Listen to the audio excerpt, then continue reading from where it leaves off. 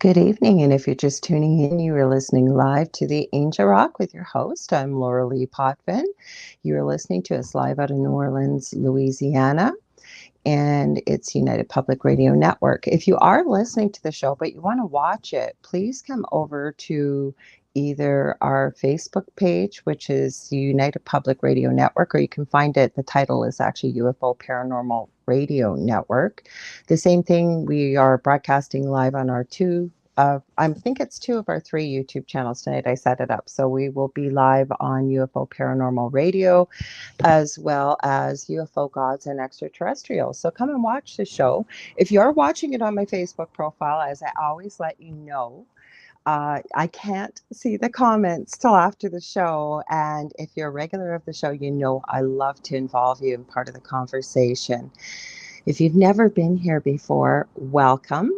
I say I cover all aspects of the supernatural and esoteric with a bit of truth seeking thrown in there, always with a positive spin. And the guests that I have, whether what they are doing professionally or extracurricularly, they're making a positive change for humanity. And those are the kind of people I like to have on my show. Also, should say, for those of you that regularly tune in, thank you for being here. Please be sure to share our network with your friends. There's something for everybody here.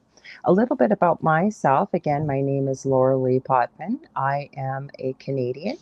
I'm a clairvoyant medium. I'm also a crystal Reiki energy healer, an Akashic Records practitioner, a spiritual teacher and mentor, and I'm also a registered nurse.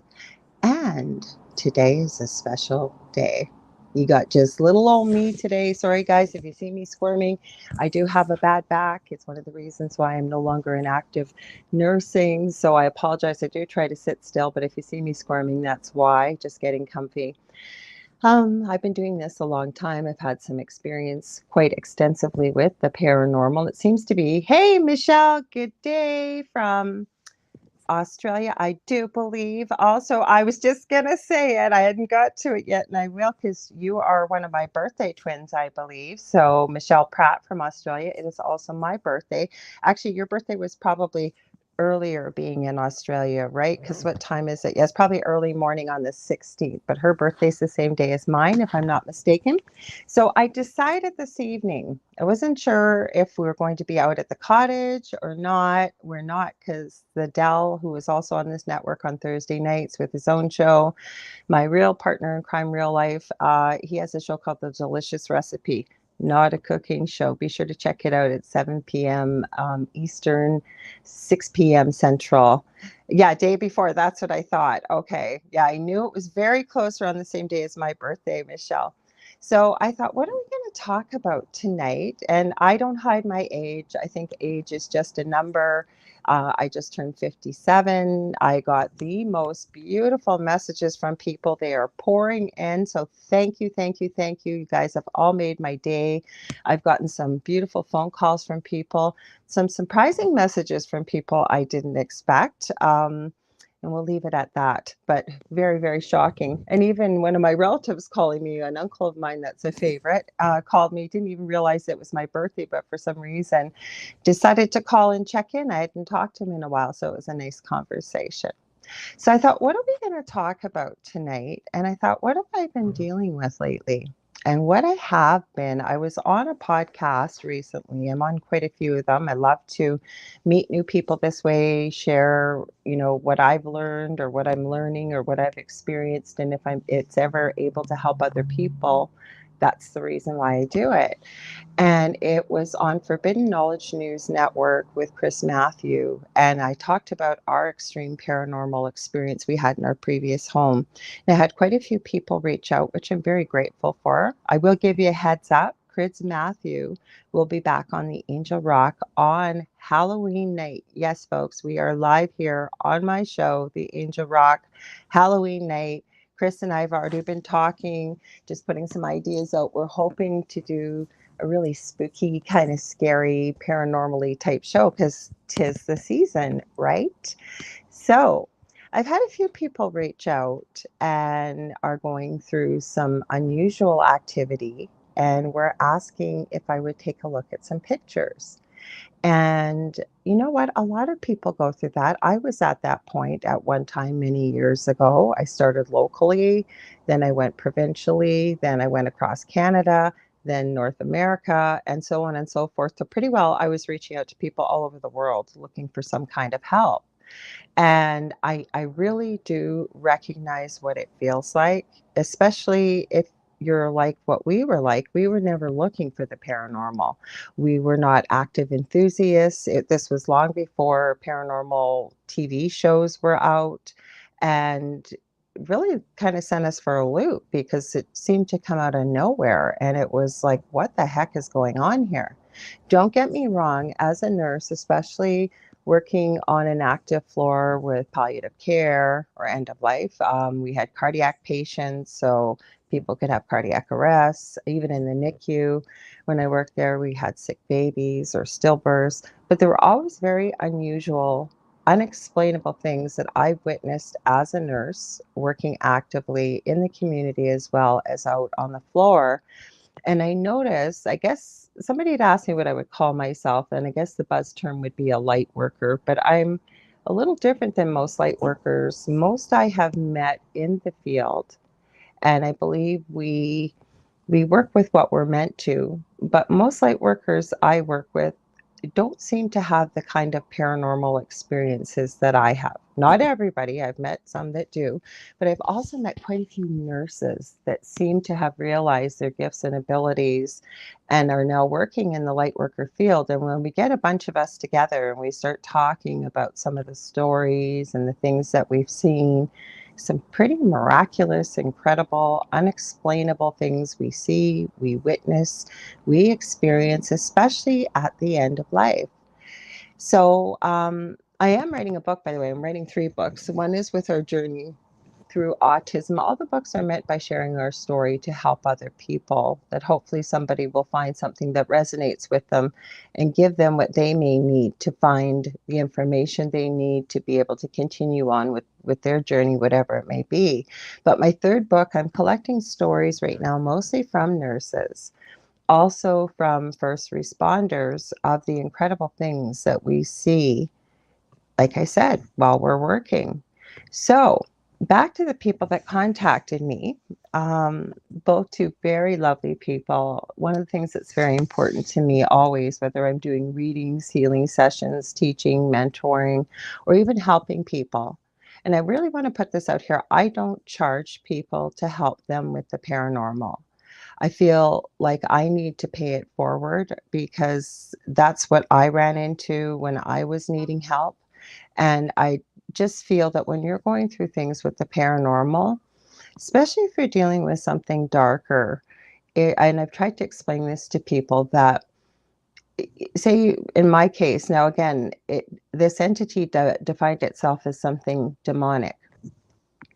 Was it? I don't know. It gave me a name, gave me its animal form, couldn't find it. But 10 years later, I was helping somebody, and there, right in black and white, in numerous sources of something I was looking up, I found exactly what I had been told in this dream when all our paranormal activity started. So there has to be something to it. And it was, the information I was given definitely was defined as something demonic. Now, the one thing I want to put out there, demonic activity, not everything is demonic.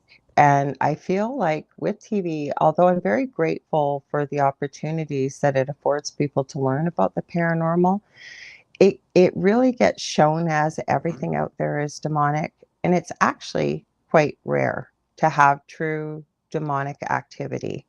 Um, you can have poltergeist, you can have all kinds of things. And again, I think we just barely scratch the surface when we start looking at these things, talking about it, investigating it, documenting it. But the one thing that I do see with people, and again, if you contact me, please don't take it the wrong way, because I was told this in the beginning too, and I was kind of offended that when we start taking pictures, right, and then we blow them up and then it looks like a face or it looks like something else, or when somebody, just anybody, is looking at a picture and you can't really see what someone's talking about, there is a phenomena out there called pareidolia. And what that is, basically, the human brain tends to fill in the details of certain things to make sense of them. And usually we'll see a face or no matter what it is, including, sometimes in the clouds. Like, how many times have we all done that, especially as kids, laying on our backs, looking at the clouds with, a couple friends and saying, oh, that one looks like a rabbit. That one looks like a duck, or whatever it may be, right? Now, I'm not saying that when, say, somebody sent me a picture that there's nothing there. But what I'm saying is, if you have to really blow it up and it's really fuzzy, and yeah, I could probably see a face in it. What I've advised people is, if you sent that to a paranormal team that's experienced, or other people, you may very well get told it's pareidolia. So I thought, well, let's talk about tonight what happens when, how do you know if you have paranormal activity? And then the other thing is, what can you do about it? Because believe me, we can do a lot. And I think my biggest lesson coming out of the home that I did, and as extreme as it was, getting scratched, bitten, burnt, thrown. If you followed the show, you know that I've mentioned many times that Dell has been thrown like 15 feet across the kitchen. Nothing's there. He didn't even tell me about it in the beginning, because he's still a skeptic to this day. He's got to debunk it 6 ways to Sunday before he'll even consider that it's paranormal. And that's not necessarily a bad thing either. Excuse me while I grab a drink. So, some of the things that you may know that you have paranormal activity. Some people have had it around them their whole lives. I know I have. And many people that follow this show, I know they have too. But say you move into a new home, and there's some really interesting cases out there right now that are, especially on TikTok, there's quite a few, and they will stream live. And some of the things you are seeing, just mind blowing.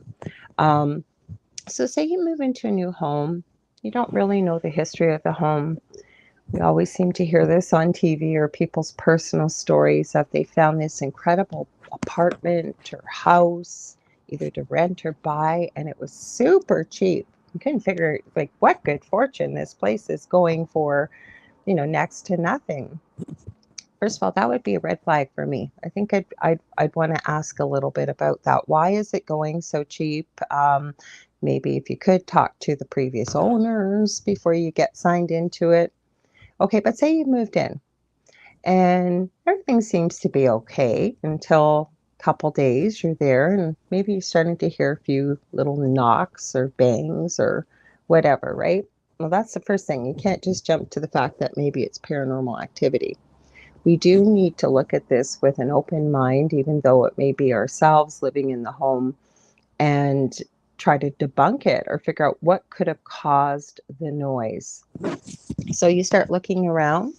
I always say to people, document. I am so glad I documented the things that I did, but I knew in the back of my mind, maybe it comes from being a nurse, like if it wasn't charted or written down and described, or, I mean, wouldn't take pictures of people, but you could create a picture with your words by being as descriptive as possible. And that actually isn't a bad skill to carry forward in anything. Say you're talking to somebody about returning something, or calling about a letter you've gotten. Always a good thing to write down the day, the time, who you spoke to, and what you spoke to them about, because it really does help, because our memories are good, but they can tend to be short about certain details. Same thing with the paranormal.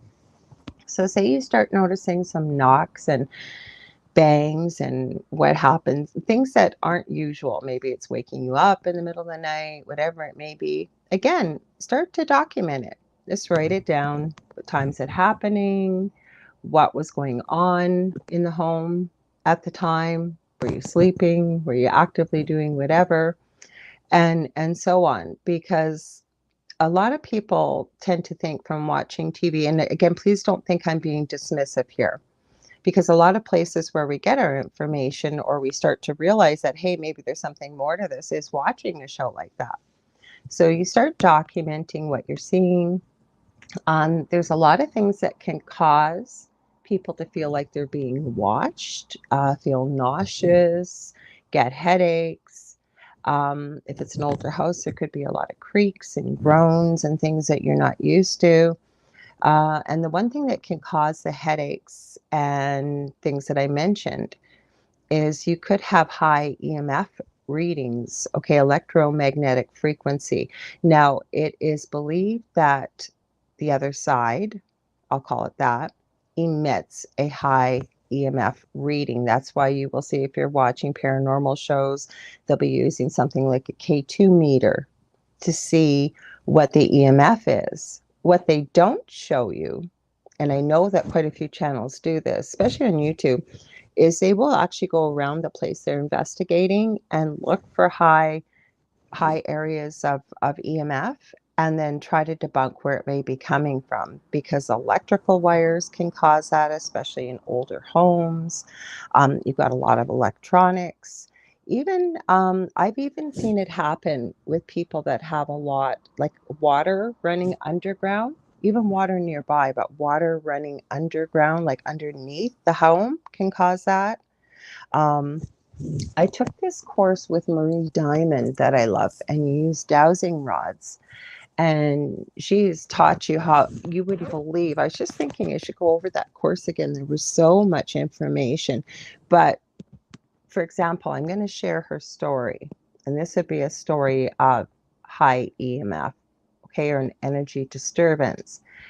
She came from Belgium, and she said it was very commonplace. Yeah, ley lines. Thank you. I just saw that, Michelle. Thank you. That's exactly where I'm going with this. Thank you. And feel free to throw it in here. Um, so it was very common in Belgium to use dowsers. And her father was very, very ill and was palliative or end of life stage with cancer. And he always used to want her to sit near him on his side of the bed. And she wasn't aware of how sensitive she was to energy or the abilities that she has, but she could never, ever sit on that side of the bed, right? So, long story short, her father passes away. And all of a sudden, about a month or two later, her mother starts experiencing the same symptoms her father had with stomach cancer and the issues that he had. She's having horrific pain and what have you.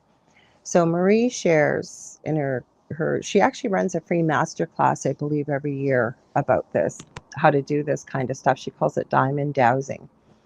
Long story short, they call in a dowser because she figures, I can't really figure out what's going on here. This seems awfully odd that my mother is now experiencing the same symptoms as my father. What's going on here? So the dowser comes in and starts checking, all around, does a bit of a history. And what he finds is that right where her father was sleeping, okay, right where there were ley lines, Michelle, and I believe an underwater water, like river, deep in the ground, intersected directly where her father's cancer was. Now, she's very clear to point out, did these energy disturbances cause her father's cancer? No. But what they can do is weaken the immune system, which then she believes left him open to developing this cancer. The big answer to this mystery of why her mother was experiencing these issues, because her father was now gone, her mother was sleeping on her husband or Marie's father's side of the bed, and was starting to experience the same energy disturbances, if you will, in the same area. Now, how Marie fixes this, and she learned it from other dowsers, is she uses copper rods. And I'm really oversimplifying this, but there are ways to cure this.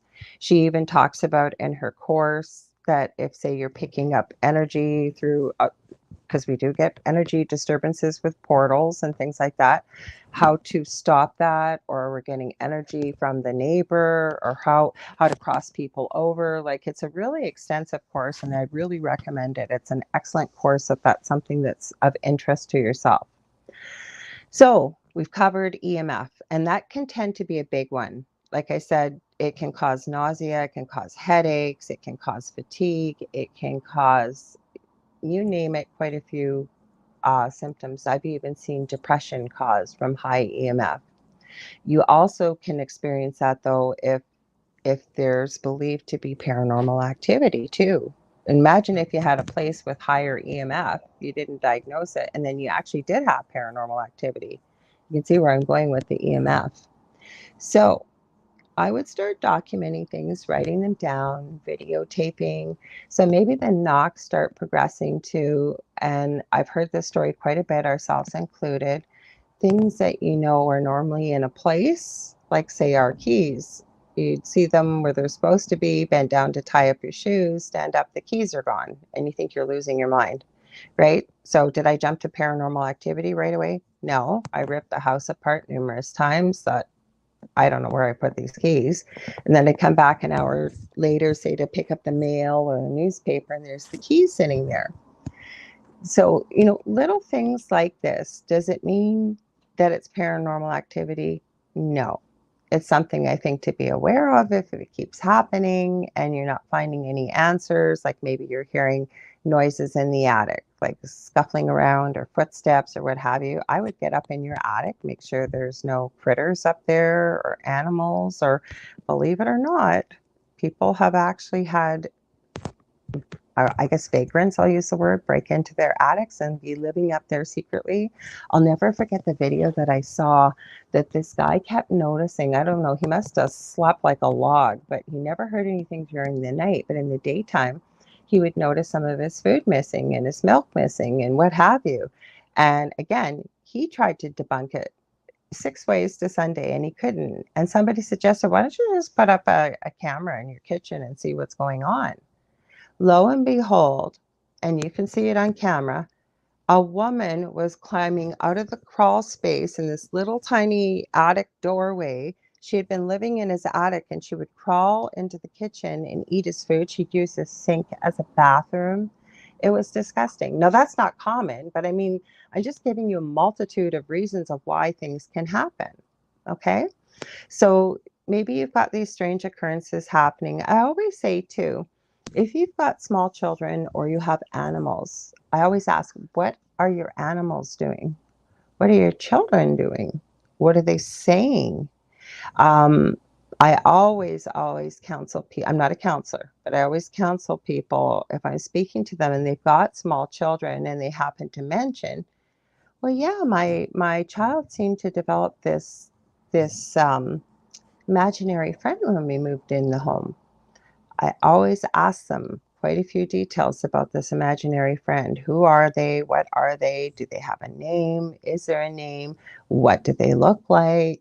Do you feel anything around you when your child says, this is so and so, my imaginary friend?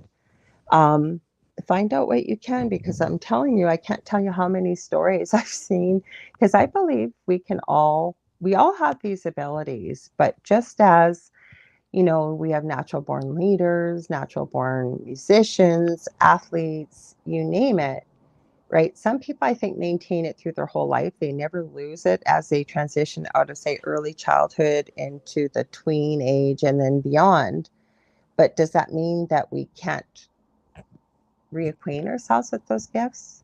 Absolutely not. Sometimes we need to work with different mentors or what have you.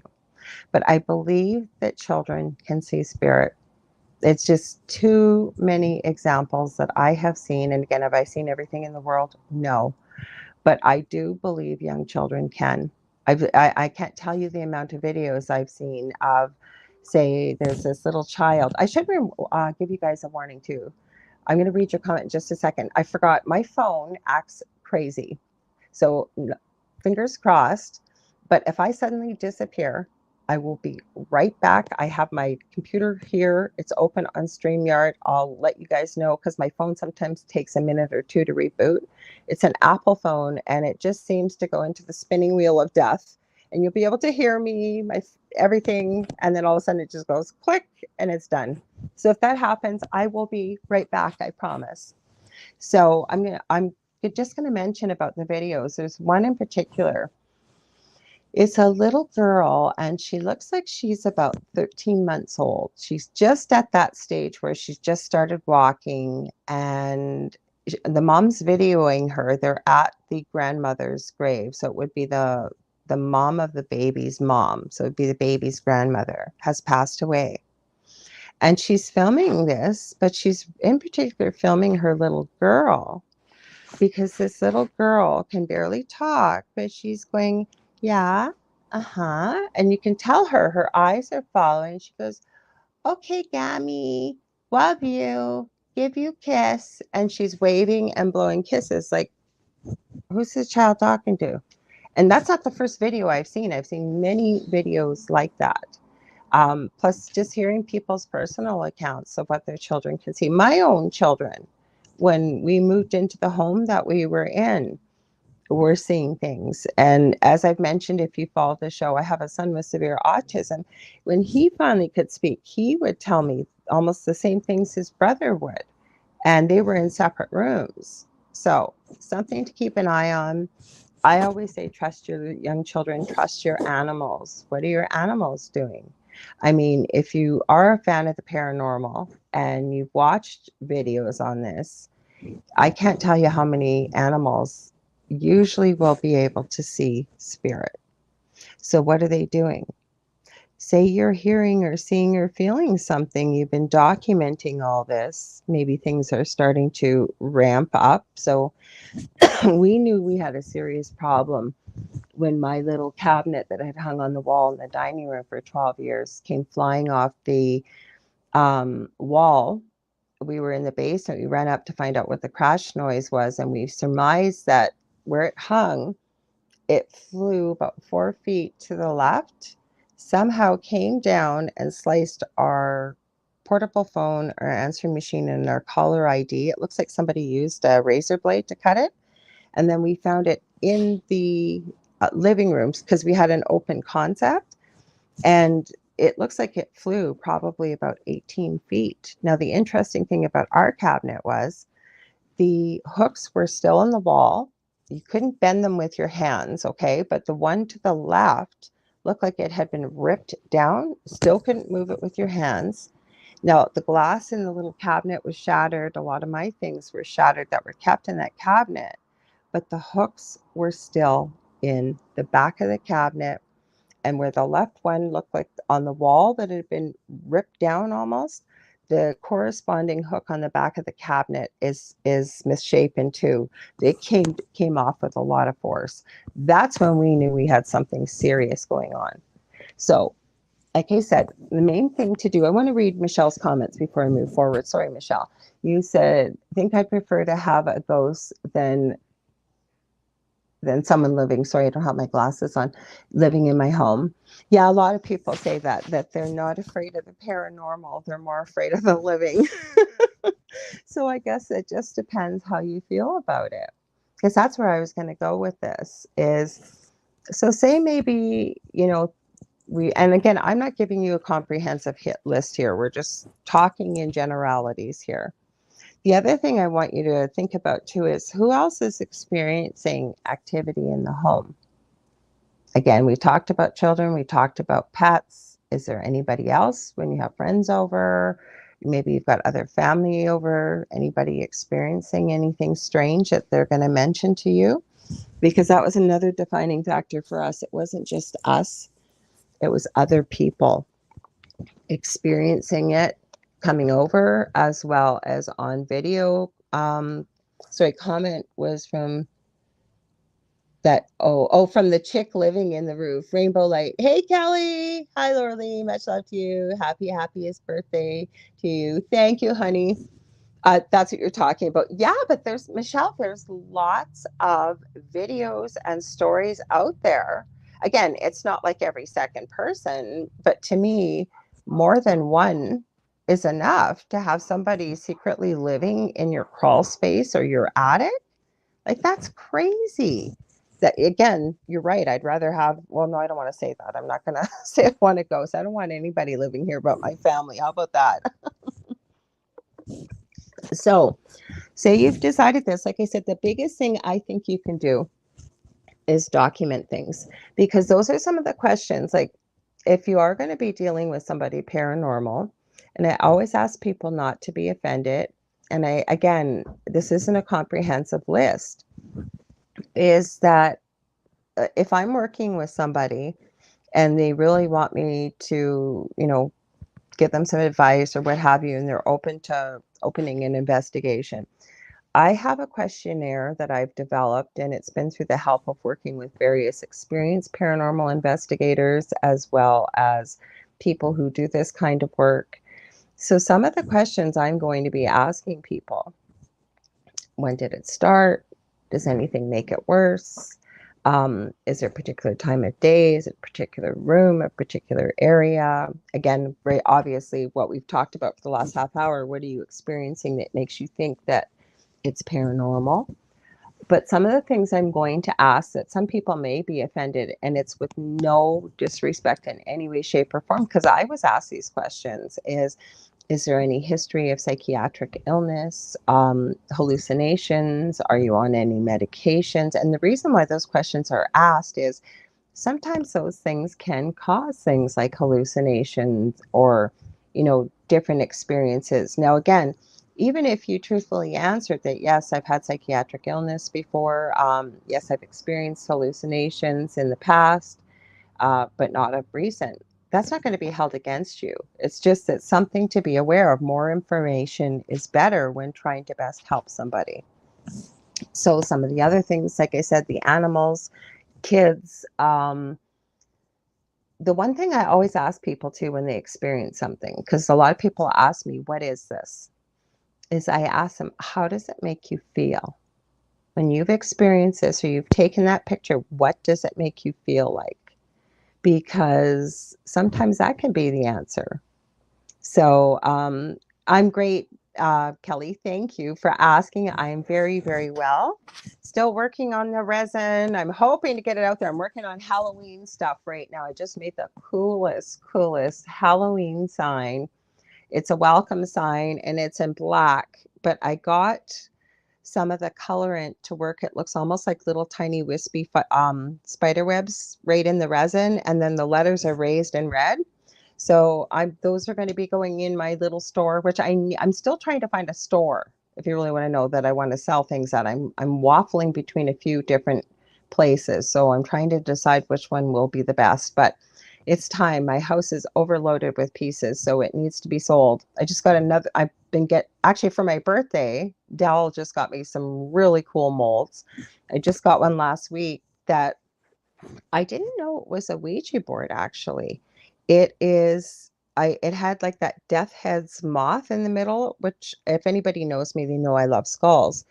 And it was a bigger, I thought it was just a plate, but when it came, it's an actual, you could use it as a Ouija board or dowsing board, but it turned out really beautiful. So there'll be like a spooky side, there'll be practical side things, there'll be all kinds of things in there.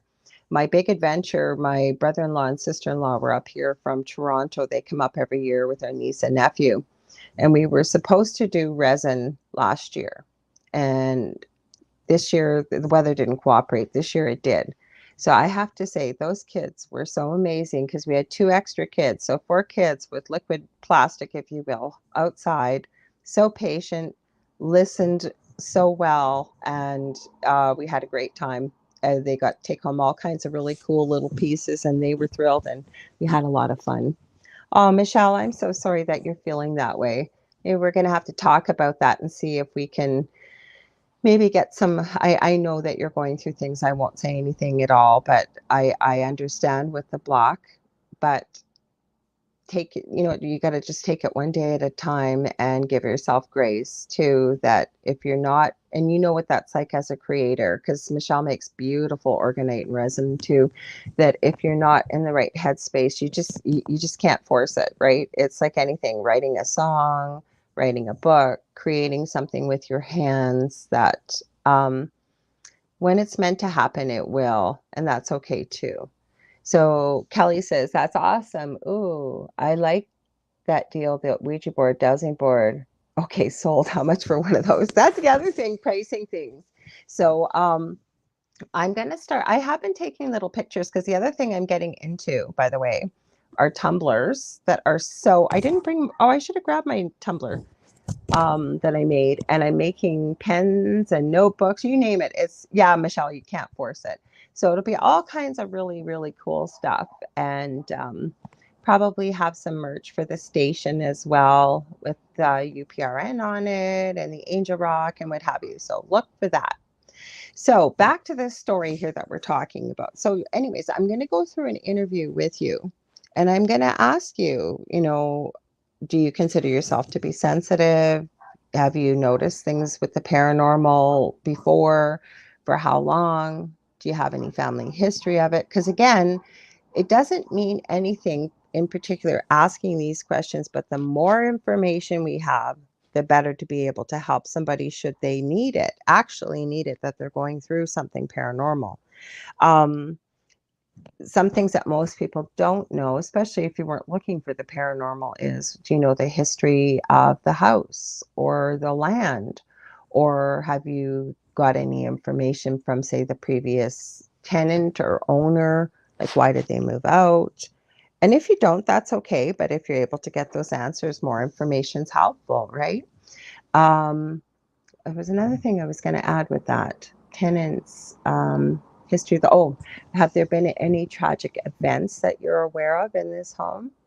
Because everything's energy. Hey, Steve-O, how you doing? Glad to see you here. That's the thing, right? Because sometimes we can have things like residual energy, because one of the laws of physics is energy can neither be created nor destroyed, but it can be transferred from one place to another. So you have something tragic, like we can't say the word on YouTube, but I'll spell it SUICIDE, murder, ABUSE of any kind, anything like that, right? Or say we've had a battle on that ground or a lot of bloodshed, historically, that can hold that energy within the actual land, if you will. Then we get into things like burial grounds. And I know, especially over here in North America, especially where um, I live in Thunder Bay, which used to be two cities, Fort William and Port Arthur, and they amalgamated. And we are a big part of the Hudson's Bay fur trading that went on in Canada, because that's where a lot of it happened here. We had a fort called Fort William, and a lot of people traversing over here from England and the Hudson's Bay Company with the voyageurs, and there would have been a lot of Métis as well as First Nations people. The reserve actually is about 10 minutes up the highway from where I live on the north side of the city. Excuse me. So, and we've had quite a few tragic things and a lot of history here. I'm doing well, Steve-O. Thanks for asking. I know Michelle DeRoche and Amelia Pisano have wonderful shows on Wednesday and Thursday night here. Um, she's very well experienced in the paranormal. She's been to our city and said, I know just talking with her when we've done paranormal panels here on UPRN, that she has said she can't believe how freaking haunted our city is, and it is. And I get people contacting me with some pretty strange stuff. Oh God, I hope that bug's on the outside. Sorry. I don't know what you guys call them. Dell told me they're called mosquito hawks. They look like these mosquitoes on mega doses of steroids. Like they're like this big with the legs. And they're harmless and they actually eat mosquitoes and stuff, but I'd prefer him to be on the outside, and he is. He's on my window. I was going, oh, please don't be in here, dude. So, mind you, over in Australia, you've got quite the critters over there, Michelle. You can keep your critters over there. Some of the ones I've seen. Holy cow. So, sorry, I'm getting off track here. I promise I don't, and not that there's anything wrong with it, but no, I don't have ADD or ADHD. My mind just goes a million miles a minute. So I'm thinking about probably 300 thoughts ahead of what my mouth is trying to keep up with.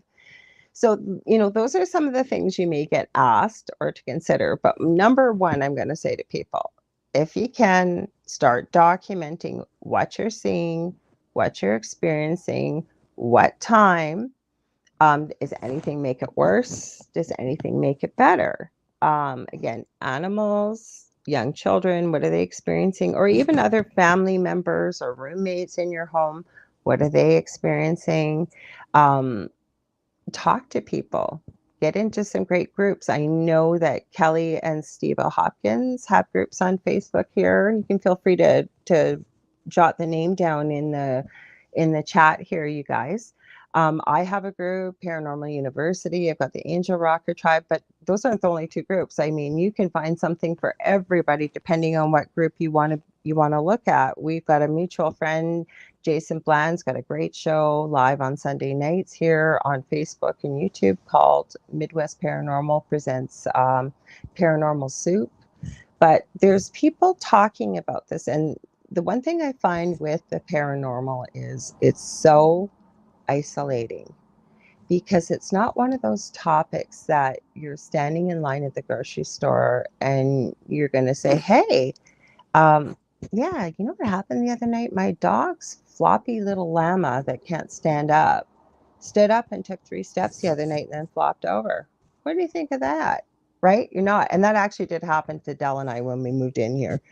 So my point is, though, when somebody opens that door for that conversation, and I think most of us are astute enough that once, say, we're chatting with somebody, that depending on where the conversation's going or how it is, you can usually sort of feel if somebody's open to that, or somebody may say something that they notice strange on the news, for example, and then that kind of opens the doorway. But the reason I mention that is it never seems to fail that once somebody says something about the paranormal, say you're in a group of people and nobody's talking about it, but say they saw something weird on YouTube or Facebook or the TV, and then another person chimes in, and then another person chimes in, and before you know it, almost everybody I ever run into has got either something to add to it, whether it is even they don't believe in it, or they've had something strange and unusual happen in their lifetime. Would they call it paranormal? Maybe not, but they're open to discussing it. So that's the thing. I don't know how to change it. Okay, I'm going to read your comment here, Kelly. So S&K Paranormal, they got Rainbow Light Paranormal, My Journey, and Rainbow Light Paranormal. So she's got 3 groups on there. But again, there's so many groups depending on where you want to go, what you want to find, and sometimes you got to try a few out. Maybe it's not, it's not a fit for you. Maybe it's not what you're looking for. Listening to all different kinds of podcasts. The reason why I like podcasts or people just, say doing videos or lives is I think you get really down to earth people doing their best, not everybody, but doing their best to put the truth out there because let's face it, folks, reality TV is not reality TV.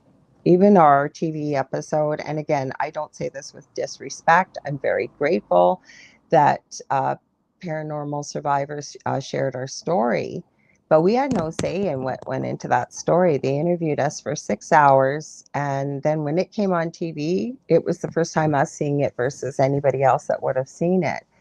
And I can tell you that things did not happen the way they tried to do the reenactments. Let's just say that the actress that portrayed myself took her role over the top. I'm not over the top like that. I can honestly say the only thing that really happened with any realism was the last part of the episode when Dell almost died. So I can definitely, but again, I'm glad that it shared this story because it's allowed me to meet so many different people and connect with so many different people. And again, people go through this, and it's not like you can just, most places, and I used to say this all the time, it's not like you can dial 911 and say, hello, dial a ghost. Can we get some help here? Like to help us figure out what's going on here. Why is this happening? Getting back to the beginning when they said, I don't charge to help people with the paranormal. I don't. Because I find, and I've told many a person, because I've met lots of people that are paranormal investigators that have never really had an experience and would love to have one. And again, I wouldn't wish this on a blade of grass. Am I unhappy that it happened? In a way, no, with our experience that we went through, because I wouldn't be doing what I'm doing today if I hadn't gone through what I had gone through. But believe me, there was a birthday. I'm trying to think back now, probably about 8 years ago. I don't even think I've talked about this before. I was choked 3 times every time I fell asleep, and it was bad. And after I thought about it, I never should have left the bedroom, but I couldn't breathe. And I got up and, I didn't want to wake Dell up. That's what I should have done because I couldn't breathe. Something was choking me around the neck. And I don't know why it was my birthday, but it was my birthday. And again, here we are again today. No, are we going through this stuff here now? No. So some of the things I was going to talk about, I'm going to read your comment here, Steve. You said we hope to get back to doing lives in S&K Paranormal Group very soon. Yeah, because you guys do some cool stuff just like other people do. And that's the other thing I want to add out there. And I'm going to tell my analogy that I use. So if you follow the show, you've heard it before. Say you heard, and I'm going to put the global you out there. Say we'll call him, I don't want to say Joe. I usually use the name Joe, but I love Joe Montaldo. He owns UPRN and he's great to us. So I'm not talking about you, Joe. So we'll change his name to Bob. Okay. So say Bob hears that a chainsaw is an incredible instrument to go out and cut down his chain link fence, which he hates and he wants to remove. So he heads over to one of the hardware stores, ends up buying a chainsaw without speaking to anybody at all, gets it home, reads the instructions partially, enough to get it started, gets it started, marches over to the chain link fence with his chainsaw, tries to cut through the fence, and then he is shocked as all get out when it kicks back and cuts his arm off. I usually use this story with the Ouija board, for example, because Ouija boards, are they bad? They can be very dangerous to use if you don't know how to use them. That is why I use the chainsaw with the chain link fence. You would never cut a chain link fence down with a chainsaw. Now, is the chainsaw evil? Is it bad? No, it's just a tool. It's the person that's using the tool that was not trained properly, was not working with other people, was not shown how to use it properly. And that's kind of the same thing with paranormal equipment. This is where I'm going with all this. Yes, Bob. That was just the first name that came to me. I usually say Joe, but I don't want to make it sound like it's against Joe because it's not. It's just, it's a common name, right? So it's the same thing where I see people and I just cringe. I'm sorry, I do. Hang on. I think their name is on TikTok, Jennifer Berardi, I want to say. She was featured on Nuke's Top 5. If you're interested in the paranormal, now he has not been uploading like he was. He must have something going on. As he said, his uploading schedule's all over the place because he gets videos of the strange and unusual sent to him from all over the world, and he features them. And she was featured on there. And there is no doubt in my mind this family is going through one heck of a paranormal experience. It is terrifying. And what happened was, it's a woman and her wife and their adopted daughter, and they've bought the property of their dreams. This place is massive. It is beautiful. It has a guest home. It is, words are not enough to describe this place. And they are completely renovating the whole place.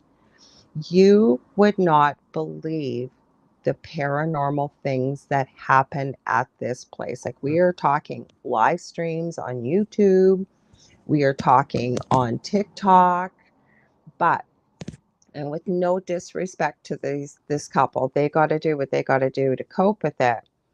But what I see is a lot of people, when they think they might have paranormal activity, and right, again, it's not something like looking up everyday things like cooking or recipes. You can find it, but everybody's got a different idea. But the main thing, the reason why I'm mentioning this is using tools and not recognizing that you could be opening yourself up to more potential problems and opening up a portal, opening up all kinds of things because somebody thinking they're helping has suggested it. For example, I've noticed with this couple, they're doing EVP sessions and ghost box sessions, and they are communicating with whatever is there. Yet, now again, have they been trained how to use it? I'm going to say no, from the way I'm watching them use it and how they're using it and how they're ending a session. And believe me, guys, if you get a chance to check this out, I'm positive the last name is Berardi. And this is with no judgment, no disrespect. My heart goes out to this couple. And what they are going through, holy cow. So they're using these ghost boxes because they're trying to get answers. And I will tell you this, Jen, and please pardon the metaphor, but she has balls of steel. Like, this girl does not scare easy. Like, I would be running for the hills with, and I've been through some extreme paranormal activity with the things they are seeing, they are experiencing, they are hearing, they are capturing. It is just insane. So again, I mean, they've got to do what they've got to do to cope.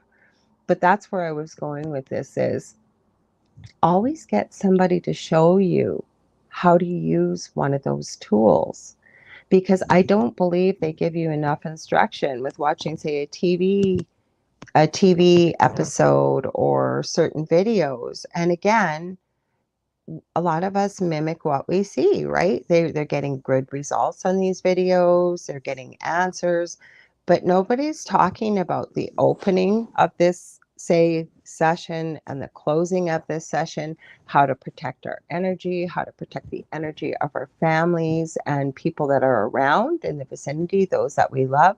Because the whole point I was trying to make is with the people that I know that I have met that are just dying to have an extreme paranormal experience is, if you really are dealing with something severe and negative, it doesn't listen to you.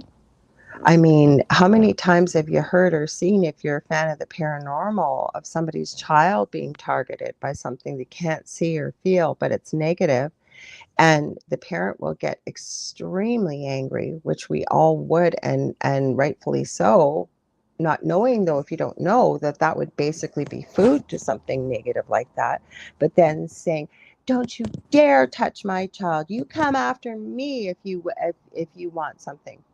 You've just told this thing what one of your major trigger points is. It probably knew, but now it really knows, and you think it's going to listen to you?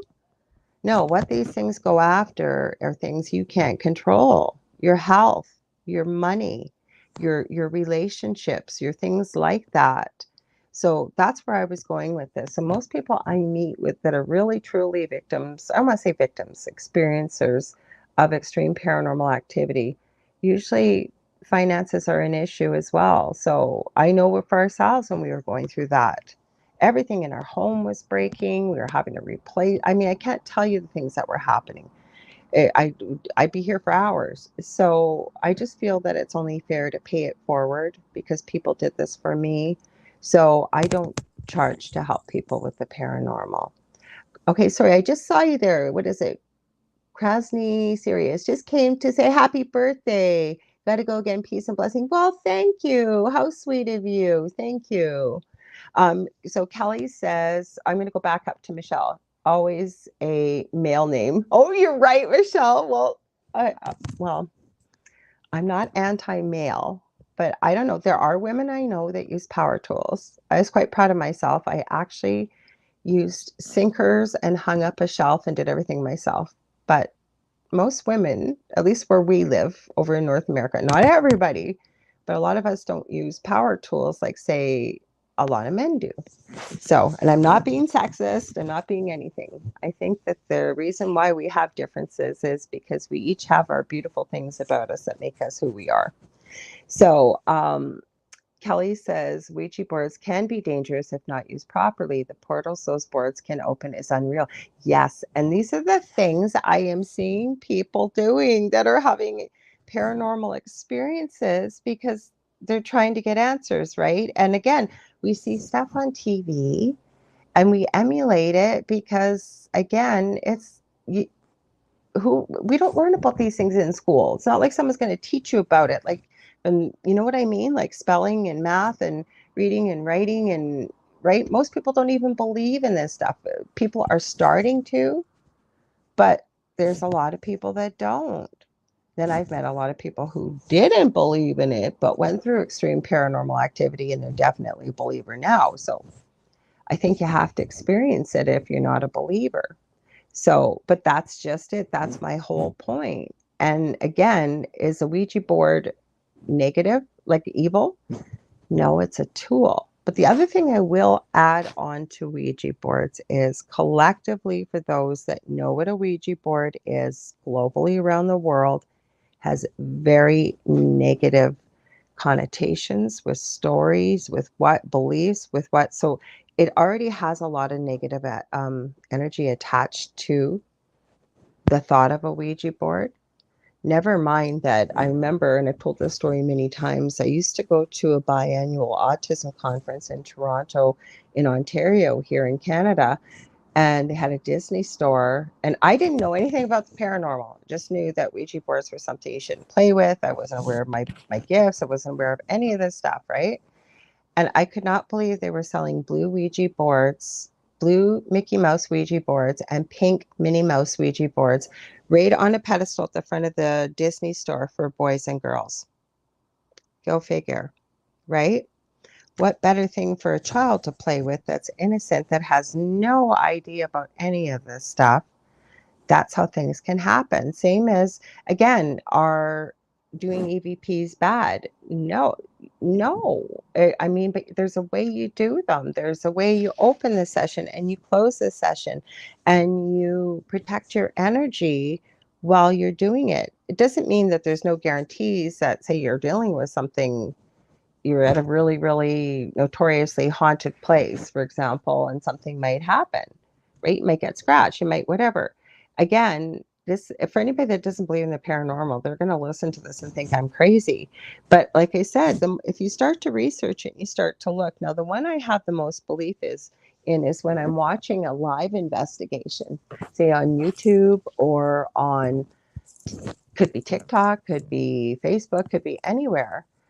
It tends to be a lot more believable to me when I see something happen right before your eyes. There's no breaks in the cameras, it's live streaming, and say somebody ends up with, oh my God, I got a severe pain on my neck. And then they look, and within 5 minutes later, there's a big scratch down their neck. Where'd that come from?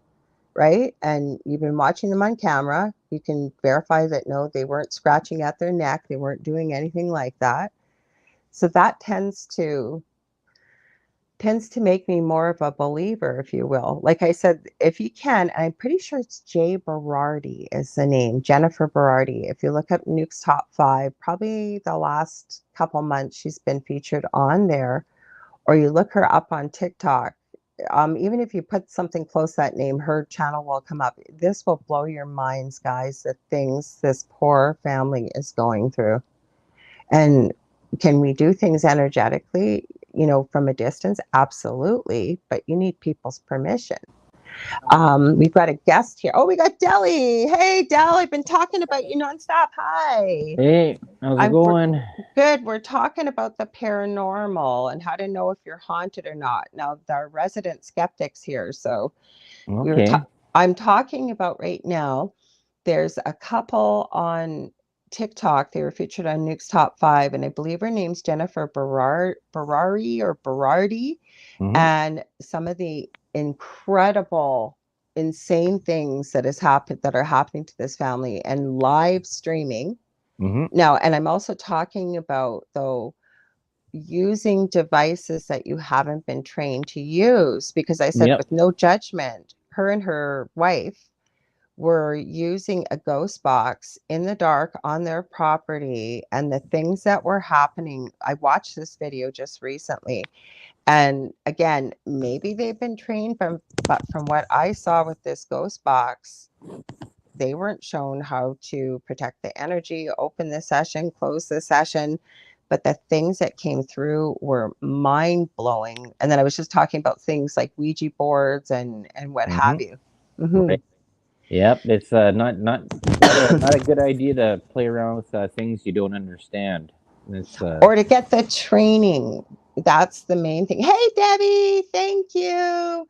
Del, you want to tell people again where your show is and who you are again? And I already talked all about you before, but there's other people here now, and you just popped on. So go Oh ahead. yeah, yeah. My show is on Thursdays at 7 p.m. Eastern, 6 Central. The Delicious Recipe here on UPRN.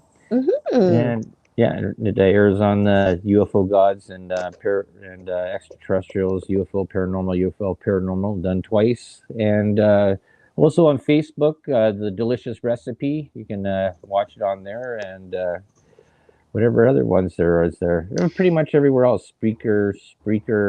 Well, anywhere where podcasts or talk radio are carried, Right. our archives are carried always. Yeah. Hmm. Yeah. Yeah. No, that's a thing there. I remember even watching. Remember watching one thing there too about people playing with Dybbuk Oh, boxes. well, let's talk about that.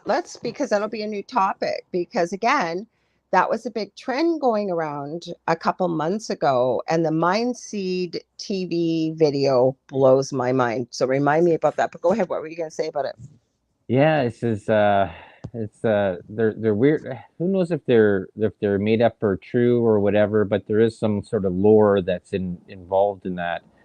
And it has like it's sort of like very negative energy that are put in there. And if you want to buy one of these, and people, I don't know, I guess they were selling them on Craigslist or eBay or stuff like that, and could have been from somebody that's dead or somebody that was possessed or something like that. And you're just basically transferring energy from one place to another.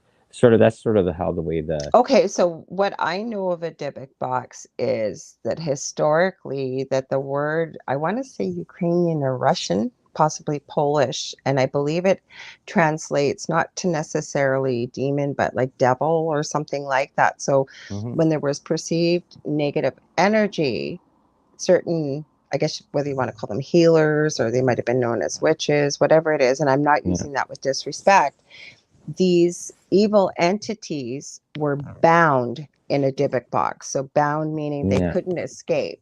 like a gin.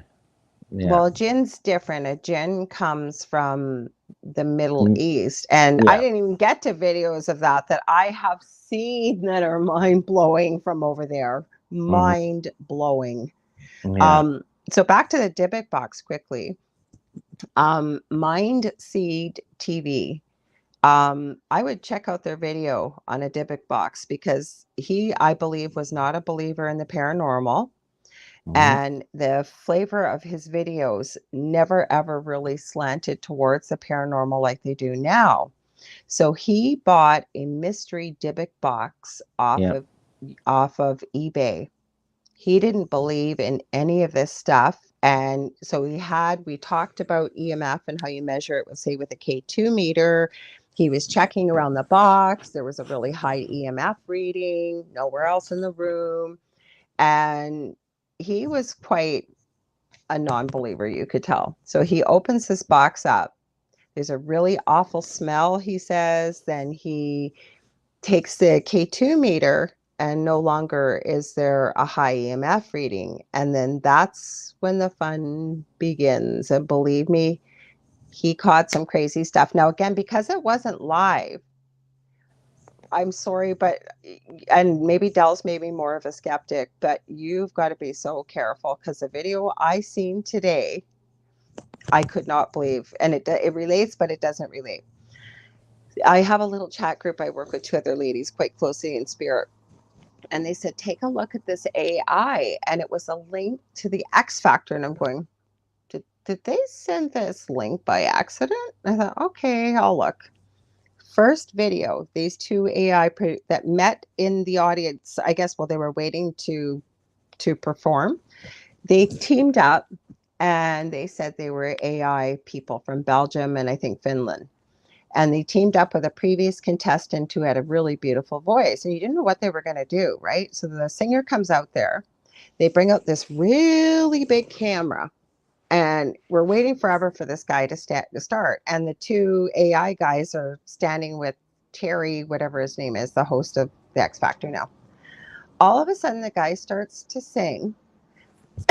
And Sofia Vergara is like hitting Simon, going like, look, look. And he's like, what? What? But when you pay attention to the screen, it is Simon Cowell singing the song in a white shirt. Undetectable, no way, no how difference to be able to tell that it was the guy standing in front of you singing Hmm. versus the words a whole bit. So my whole point of bringing this up is what they can do with video and audio nowadays. Anything could be faked, right? That's the that's where you sort of have to go and look at these videos and stuff like that. Ever since the Blair Witch Project, where they did that Mm-hmm. whole thing there, and that sort of brought a little bit more light to the part about creating a supernatural situation. And well, Dybbuk boxes have been around for over like hundreds and hundreds of Yeah. years, and the lore around them is just I guess it's sort of old world sort of Yes. that's Magic. yeah, and I guess the part of it is that if you really believe it and you're really in, it's the same with a lot of things there. If you can trick your own mind into it, because like I was saying, like with the Blair Witch Project, when I saw that in the And theaters, you were working out in the bush. yeah, that sort of like that really Yeah. threw me for a loop for a Mm-hmm. bit there, and I was like, oh, is this actually true? Is this real? And then you find out it was all just actors scripted, but Mm-hmm. you see things, and your mind can play a lot of tricks on you. That's the whole thing about pareidolia, You and talked about that. Yeah. yeah, Mm-hmm. and then audidolia, your Mm-hmm. ears, yeah, the audible, and so that's why I always say, like, the part when we're looking at things is that you really have to do your own research and really have to be scrutinize these things there, because a lot of people want to become famous. That is true. Okay, we have some paranormal people in the chat right now for Yeah. sure. Debbie Grasberger, Schmoley, Steve-O, and Kelly. How it's like dog eat dog, right? Whenever you get something where money can be made, that's what happens. Yeah. Yeah. Hmm. And if you notice on that part there, because we watched that Nukes top five there, Yeah, I mentioned him. Yeah, yeah. yeah, Hmm. and there's a lot of people that are on there that keep on getting featured in that. And then you see, well, go check out their channel, and you'll see there'll be like 1,000 videos of these people doing things. And I was sort of like, oh, okay, is they just doing this so they can get on some sort of TV show or get a special? But the one part, remember we talked about this before, is that why don't you set up a stationary camera that's from far away, and then one that's there covering the whole thing? And why does everybody run away when they see a ghost? You're there to go and find ghosts, right? Well, I've had somebody that was featured on Nuke's Top Five on my show. He was a friend of mine, Debbie, and yeah, it was actually Debbie, Steve-O, and Kelly. You guys probably know him, Rick Wade. I know Debbie knows him because that's how I found out about him years ago, was from Debbie. I had Rick on because he was featured. He was at a wedding, and he's a medium, and he did what you said, actually, Del, at the beginning, at this haunted house at the end of his road. Probably Debbie can tell Mhm. us way more about him. But anyways, I messaged him because I seen the video the minute it came out. I go, oh my God, Rick, you're featured like number two. And then I think he messaged like 3 weeks later, oh, by the way, I'm featured in Nuke's Top Five. I said, yeah, I know. Look back at your messages from before. But Yeah. what had happened was he was at this wedding at it was a friend's, I think. It wasn't even family, and it was being held at the home, and there was no reports really of paranormal activity or anything. And for some reason he had asked if he could go upstairs, and well, oh, I'll have to send it to you, Debbie. He had asked if he could go upstairs and film. It was an older home and it was really beautiful, and he's in this one bedroom and he's filming, and out of the corner something happens with the closet, and then the next thing you see, this little girl in a dress twirling, like off on the side. The little girl wasn't there when he filmed her, and so we did a whole show about this. He came on and talked about the experience and why he had filmed it, and yeah, he was really grateful that Nukes had featured it for him. So there's Yeah. another couple, like I said, this Jennifer I know I'm pushing at you guys, but this will blow your minds when you watch some of these videos.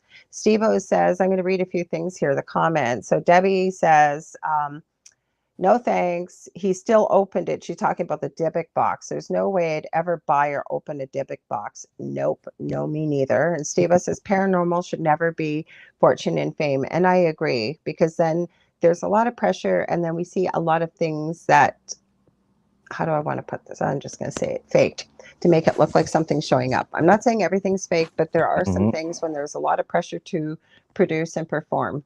Um, and then Debbie says yes about Rick Wade, and she says she hasn't seen that video. Yeah, I had him on right after the video came out. Actually, it was a really cool conversation because he brought some video and photos and clips because we got into how this all started for him with his abilities and why, and it was really interesting interview.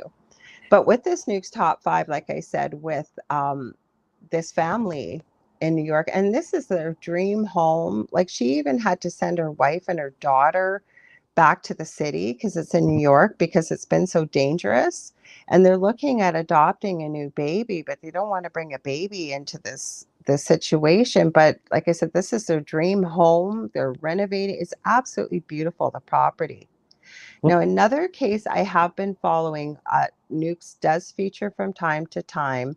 It's called Really Haunted on YouTube. And it is a couple by the name of Lee and Stacy over in the UK.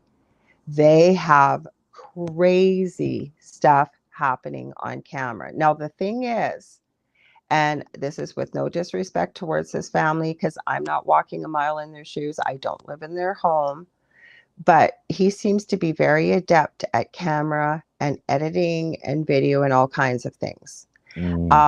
Now, how this story started, apparently he was really interested in the paranormal, living over in the UK. It's quite easy to travel over in Europe versus where we live in North America.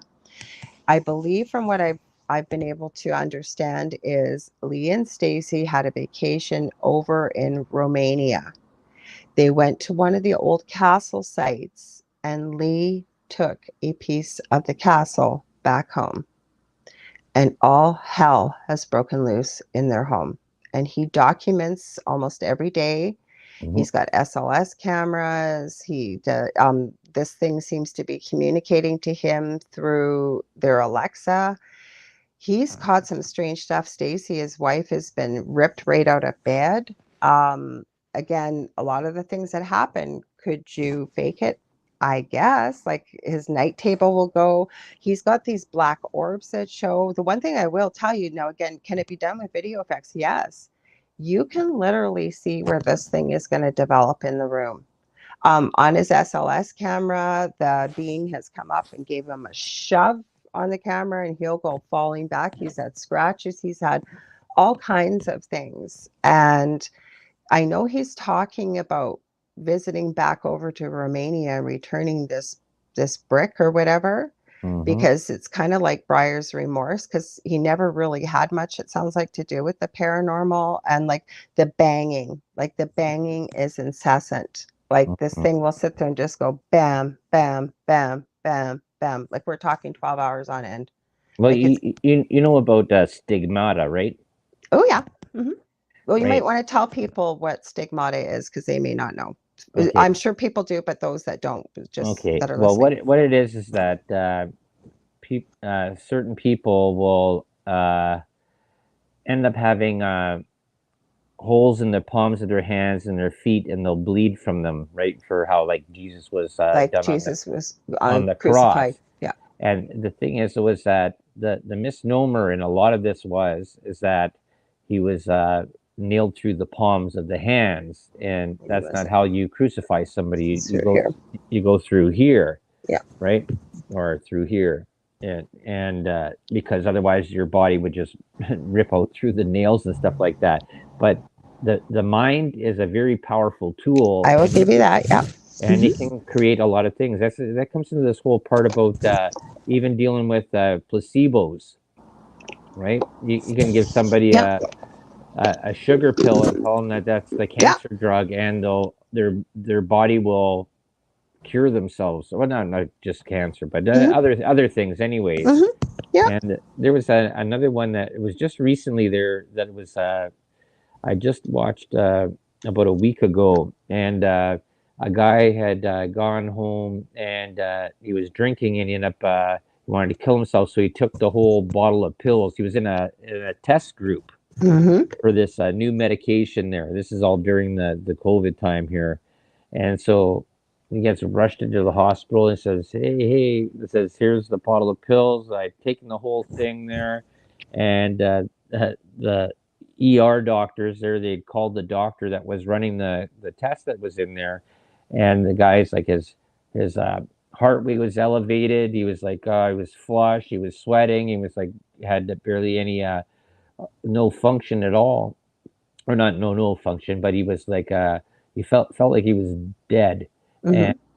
And they finally got a hold of the doctor that was running the test, and the doctor calls in and says, no, you're in a B group. All you've been taking is sugar pills. Oh no, why would he say that? Did he crash right away? He probably did.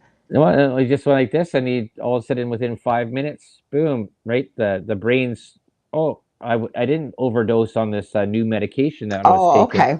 right? He thought that's what Mm-hmm. he was Well, gonna I die. thought you meant, sorry, I misunderstood you. I thought that he'd OD'd and that he was given a medication that he thought would No, reverse he the thought effects. he Hmm. thought he was taking the I got you. medication, Yeah. and he overdosed on it, right? Yeah. And And the so minute he realized that he hadn't, well, everything when went back to normal. the doctor called in and said, Mhm. no, he's in this group that's not taking this. He's in the Yeah. blind, because it The was like a blind, double blind blinded. Yeah. study in that day, because the doctors at the hospital didn't know like Which is which. Yeah. what is the new medication, right? That's the whole thing about doing studies and testing new drugs Hmm. and stuff like that. And yeah, and then they said within about 10 minutes after getting the news, there, the guy's Fine.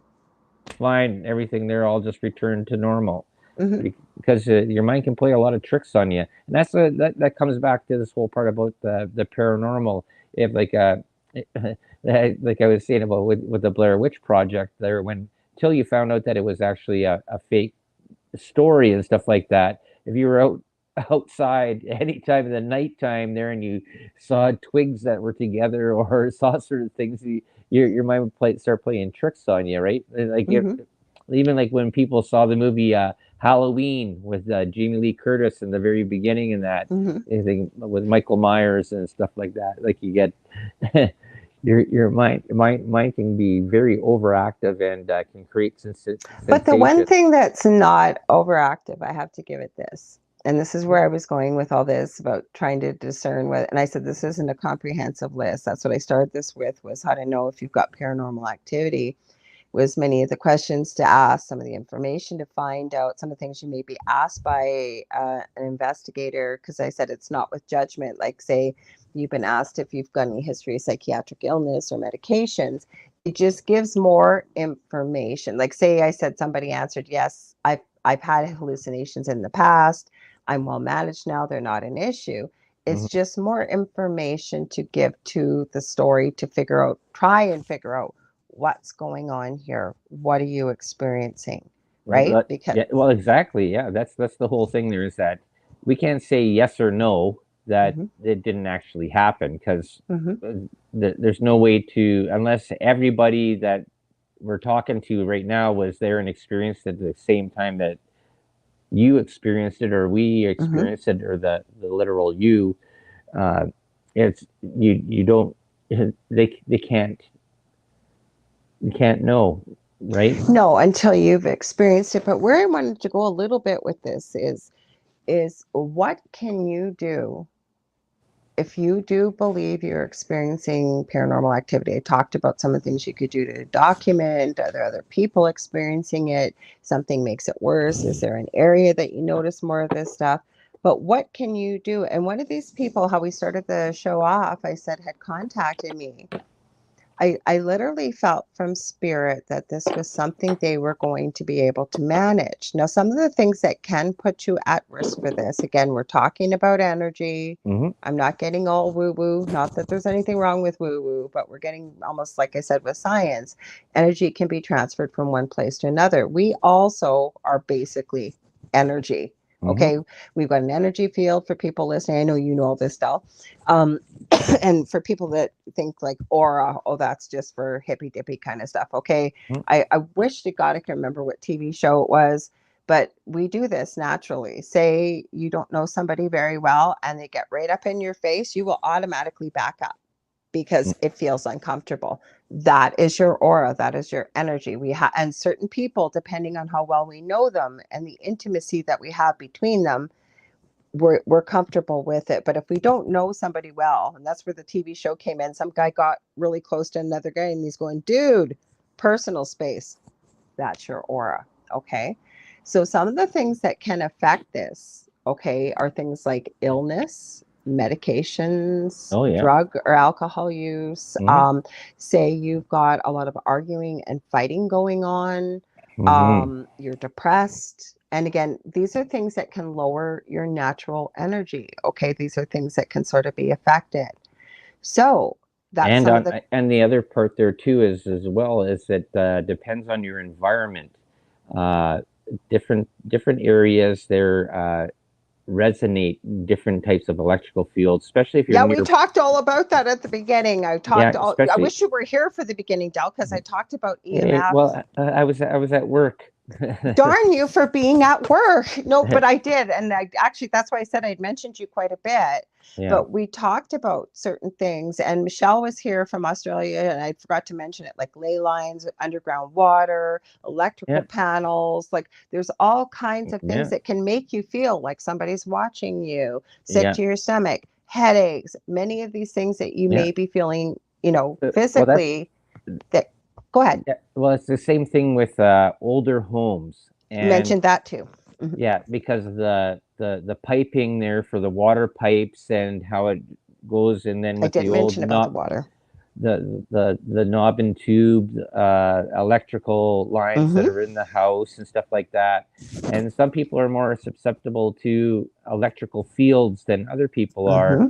Like I, I've told you this many times about my auntie Kathy. She has Yeah. a different magnetic sort of thing in her I'm body. meeting more and more people like this. I don't know why, but go ahead. Sorry, Yeah, if continue. you give if she can't you can't wear an analog watch or a digital No, watch. Her body no, break it. electricity will screw it up, and even those little twist up analog watches, somehow her electromagnetic stuff in her body Yep. will mess it up.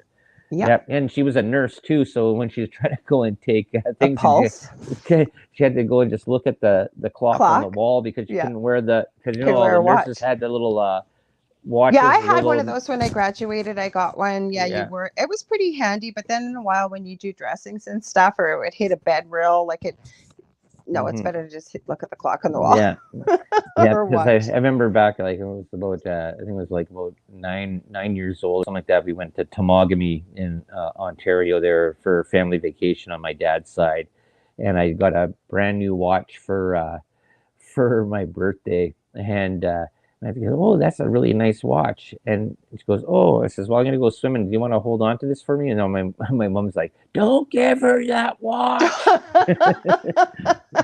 It's like, Your watch will be ruined. Don't give yeah, it to your aunt.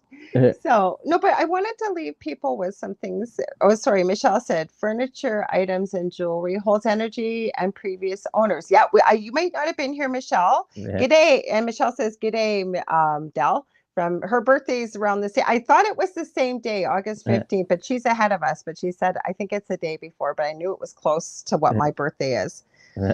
No, we did talk about that. I did not talk about furniture and jewelry. So let's talk about that. Everything holds energy. I think Debbie just fixed it for us there. yeah. Yes, anything can hold energy Hmm. because everything is energy. How about that? Yeah, yeah. Well, that's true. Yeah, Mm-hmm. we're energy, everything. That was I think a topic that we were even talking about beforehand. There is that even when people pass on, where your energy goes, right? There's Mm-hmm. something there. And that was a whole question about soul and consciousness and what happens afterwards. So, yeah, I don't have all the answers. Del knows this, and some of you do that know me, that I have studied near death experiences for 40 years, at least 40 years. And I've studied them professionally as well as personally. I believe I may have had one as a toddler. I had a fever of 106 and it kept Mm, seizuring. And the last one, they kept sending my parents home. The last one, I actually had it in the emergency room. And then I was in the hospital for a couple of weeks and my parents weren't allowed in the back room. So mhm. I don't know. I mean, I'm 57, so that was quite a few years ago. So, anyways, and I still don't I know I what were you just going to say? want to just say here we are energetic.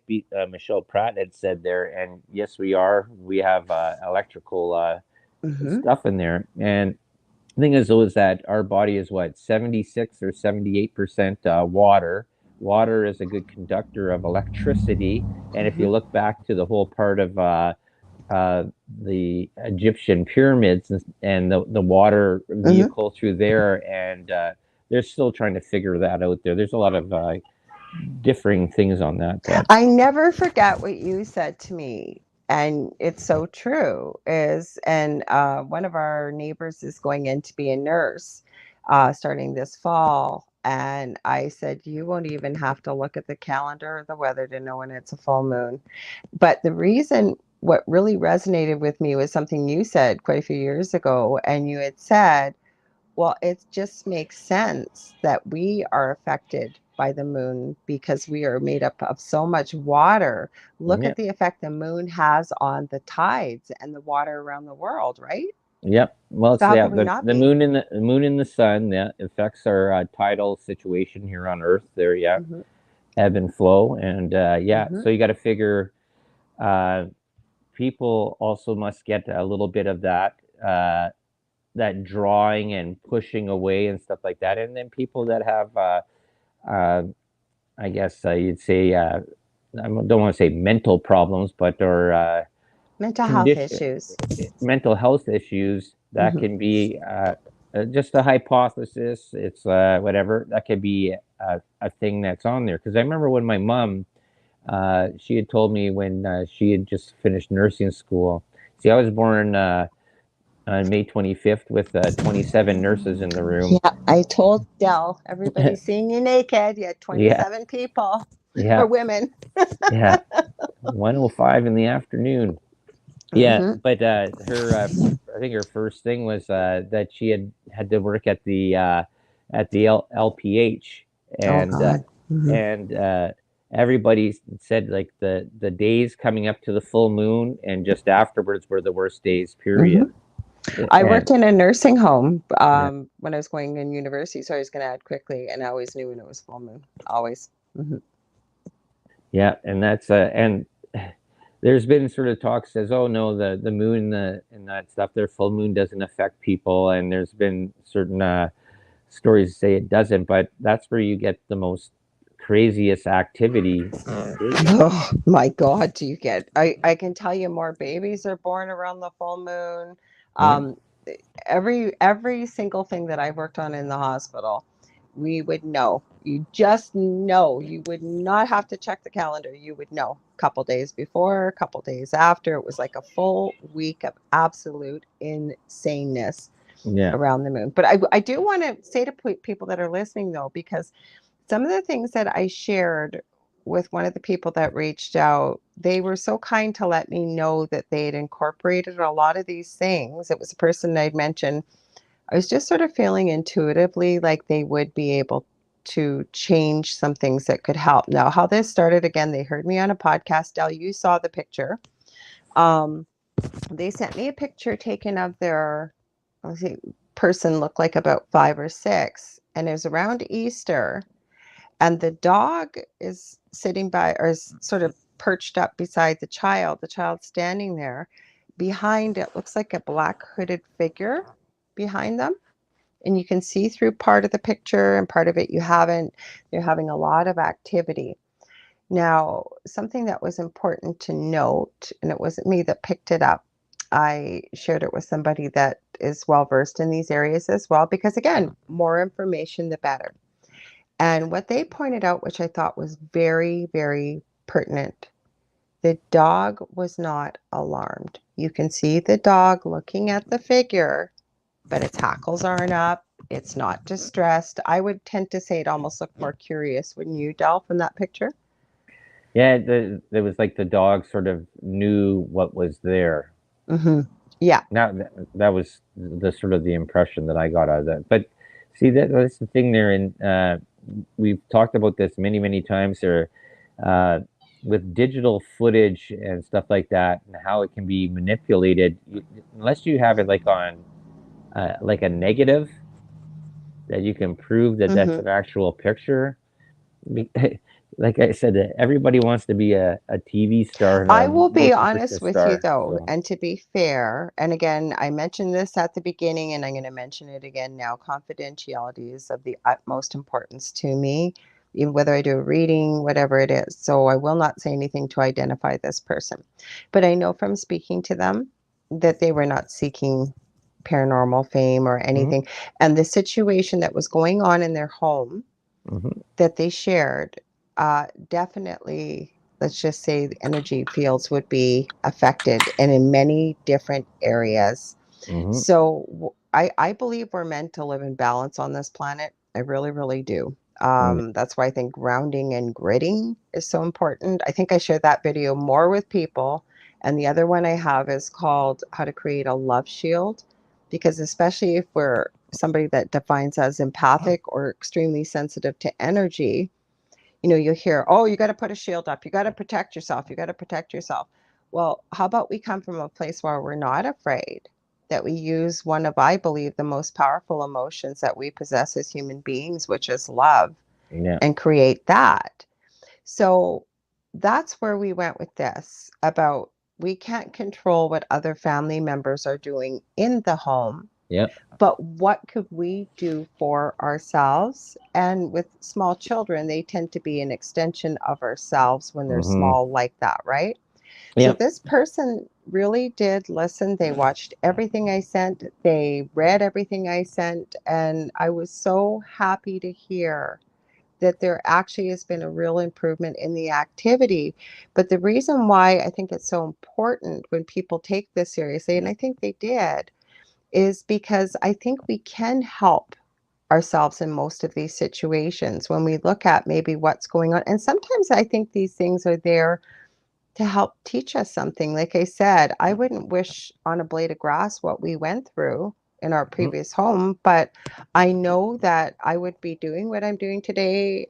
I think it brought you and I closer. mhm. There's a lot of positives that came out from a very negative situation, but I think it's how you perceive it and what you want to take from it. What were you going to say, Del? Sorry. Yeah. No, I was just like I had mentioned to you. I think at the very beginning is that you have to know the dark before you can understand the light. Yeah. Oh, you did at the beginning when we were friends. Yes, you did. I just started doing my angel cards. I got my certified angel oracle card certification. And I remember saying this to Dell. We had just started hanging out as friends. And I said, I'm only doing angel cards because I only want to deal with the positive. I want nothing to do with the negative. How prophetic was that? But what did you say? Yeah, well, you have to understand the dark because you won't understand the light. You don't know where the balance is, right? So how are Mm-hmm. you? And it's like well, that's the best way I could sort of see it. You can't know good unless you know evil, because That's then, true. right? Can't know truth if you don't know lies. Yeah, Mm-hmm. right. Can't know cold if you don't know hot, or vice versa. You have to know the difference. We live in this duality here on earth, if you Hmm. will. Yeah, Hmm. and that's the whole thing of that yin yang thing there, right? There's a little bit of good and bad, and there's a little bit of Hmm. bad and good. So, But the yin yang, okay, so let's talk about that. The yin yang symbol, right? It's the perfect balance, if you will, of white and black, of light and dark, what it is. hmm, But it's in a circle figure, so it's in perfect balance when it is. And that's why, again, again, a lot of people I have found is that, and this is again through somebody we both know that taught me this, and I believe it as well, is when we're very ungrounded, our energy, yeah, um, that again, whatever might be putting our energy off balance can make us open hmm, to these kind of things. We yeah. really, really can. So you guys are having quite the chat here in the chat. I'm ready for fall too, Debbie. You can ask Stella. I've already picked up Halloween stuff from Michael's. Yeah. Uh, yep. Fall is my favorite time of year. Even though I'm born in Mhm. May, I still like fall. It's the best. It's like no mosquitoes, no black flies, Yeah. and it's just nice, nice even weather Mm-hmm. until the snow hits up here anyway. So Oh gosh, and we had a winter from hell here. We did with the it hardly seems like we've had a summer with the amount of snow we had. So hopefully that was our bad winter for this year yeah, and then it'll get better. yeah. Oh, you guys can catch up. I was just teasing you. You can chat all you like. I'm glad that you're chatting. You keep on doing it. Mhm. So you guys have added a lot to the conversation. I'm glad that you hung out with me. Like I said, I don't normally do shows just by myself. So I knew Dell was working till 6:30. That's why I was so surprised to see him because I thought, oh, he's going to be dead tired when he gets home. And Yeah, then he popped on here. So I'm glad that yeah. he did. Did you tell them about your tomatoes? No, you can tell him all about it. You can tell him. Well, I don't have to tell them. I Yeah. He's going to show you. I know he is. No, No, I won't. I won't go you in. can show them. I Oh, won't do a. I won't do a walk around. a walk No, around? I'm too tired. Oh, you're too tired. Okay, so what happened? And I can't believe this. Okay, I want to hear your thoughts out there, everybody. I can't believe the amount of people I have run into that say, I can't grow a thing. Now, don't get me wrong, if you got cats or you got whatever and they disturb your plants in your house but I don't understand how you can't grow anything. Am I being silly or what? Like Del, what do you think? No, well, this was test garden number 2, Thanks, Debbie. Mm-hmm. right? Mm-hmm. And so last year, all we grew was cucumbers, basically in the front yard, Yes. and, no, Yes. Mm-hmm. and nothing grew in the backyard except some But we potato. know why. Well, yeah, well, the 10 bags of organic soil helped, and Mm-hmm. tilling it Mm-hmm. all up there, and then you find out that it wasn't supposed to be a garden, but you know what? It ended up being a garden. Mm-hmm. Okay, I'll go take a I knew little he was going to tour. do it. Okay. No, please don't take offense to this, anybody hearing this, but I keep saying to Dell, oh my gosh, we're getting old. We marvel at our garden every day. We do. Because I did a fairy garden. Are you in the front? I'm in the Oh, in backyard. the back. Yeah, I did a fairy garden in the front. So Oh, everybody look at how stops big this by. guy's getting here. Yes. Mhm. He's getting Okay, big. so let's talk about this for a minute. Now, again, maybe it's the way you approach it, but I don't think this is new science that plants talking to your plants. Like there's a video I had seen a couple of Yeah. years ago of a lady. Hang on, Dell, I got to tell the story quickly, and then you can show Yeah. them all your there are beautiful Oh, things there. Or do you want to say it first? no, no, no. That's good. Okay. This is like a. I'm just. Well, you say whatever. I'm No, just surprised that something grew there this year, and that was it. okay, so there was a lady apparently that didn't really know anything about audio recording or anything like that. And she went out to some park or something, and there was a whole sea of ripe sunflowers. And I don't know if she had a microphone or what she did, but she attached it and she recorded. Like she couldn't hear anything, but she recorded. And when she brought it back, like it literally sounded almost like a symphony. It was so strange. Mm-hmm. And I don't know, Dell and I joke often because with more and more science that you read, they're proving that plants are sentient. Like mushrooms are almost like the Borg, like one mind kind of thing. And Well, yeah, it's a huge, huge thing there. Yeah, with the well, they're getting through that more with the funguses and mushrooms and that. Mhm. But they were also finding this is another one that was really interesting is that Oh, don't let uh, me forget to tell about the TikTok trend with the trees. Sorry, go ahead. Okay. yeah, well, that this is part of there was the trees, but there was also a part with a certain type of coral that was in the Pacific Ocean, and when it was impacted, it caused a reaction in the Indian Ocean Oh, I didn't through know there. that. Okay. Yeah, this is the whole thing about energy, right? And Right. you gotta figure, right? The Earth is a big, huge spinning magnet of energy, right? You got a metal Mhm. core that's in there. You got flows all over the place, Mhm. and they're finding out even with trees is that if you have an insect that comes in and starts killing this certain type of tree, the root system will cause the other trees to put up defense, and Mm-hmm. they'll cause them like to go Yeah. sappy or stuff like that. Mm-hmm. And they're finding this intertwined thing there, that there's a, if you sort of think about it as the movie Avatar, Mm-hmm. right? Is how everything is energetically connected. Mm-hmm. And they're finding this out more and more, that there's like, you can do something if you put a match to this tree thinking it's a forest fire. This one over here 5 miles away, this group will start closing up its leaves. Yeah. Like my grandmother had a plant. It's called a mimosa plant, and it was illegal because it came Mm-hmm. from Ukraine. Okay. But but uh, but she had smuggled in and got people to bring in these seeds, and she grew it there. And this mimosa plant is that grew out. It was really nice, and then as soon as you touched it, all the leaves would Yeah. close. Yeah. Yeah, and I've seen that. Okay. Okay. Go ahead. yeah, no, I just remember that from my childhood of this Okay. Well, what mimosa I plant. want to Yeah, share, and again, yeah, I don't spend hours on TikTok, I promise. People send me these things. So, by the way, Kelly, I saw your spaghetti in the slow cooker. I think I actually showed Del that. You're going to have to send me the recipe. But I was smiling, Michelle, when I read your comment and I highlighted it because you said vegetarians are in for a big shock. That's how I was going with this. Del and I joke like they are, right?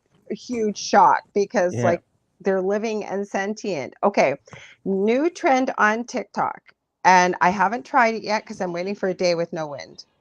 But by these people's faces, they did not expect this to work. Now, there's a few joke ones once I tell you this. Okay. So, what people are doing, and it's a viral video, and I've seen hundreds of this happening, is people, I guess, with the viral video, somebody walked up to a tree and said, "Hi, beautiful tree. I'm sending you tons of love. I'm sending you gratitude for the shade you create," and blah, blah, blah, blah, blah. I'm wondering if you could hear me. Could you reach one of your branches out and have it touch me on the shoulder? And they have to wait like a couple minutes. Like I've seen a few people do it for 10 seconds ago. Doesn't work. But I've watched it and the tree, and they're not moving. Like I'm watching this person to make sure they're not moving. The tree comes, I'm getting goosebumps as I'm telling you, slowly migrates and usually just taps on the shoulder. So I have seen numerous people try to do this themselves. And by the look on their face, they are absolutely astounded that it is happening. Hmm. Then there are people, of course, you always got to have people make a joke. The first one I saw, I was falling off my chair. Yeah, I tried the tree, could you touch my shoulder challenge, and it didn't go so well. So they just have the person standing there pretending they're asking for the tree. You see the tree off in the distance, and somebody must have a string on it, pull it back and let it go whack, and the person goes flying as it hits them in the face. So you know there's somebody that's going to ruin it, right? Yeah. But Well, that oh, go ahead. you have to even look at there too, is that you've noticed Hi, this. David Wilkes. Mm-hmm. You've noticed this too, is that plants grow fast. Mm-hmm. If you put a time lapse, like you see how far like those cucumber vines and stuff I like talked that, to them.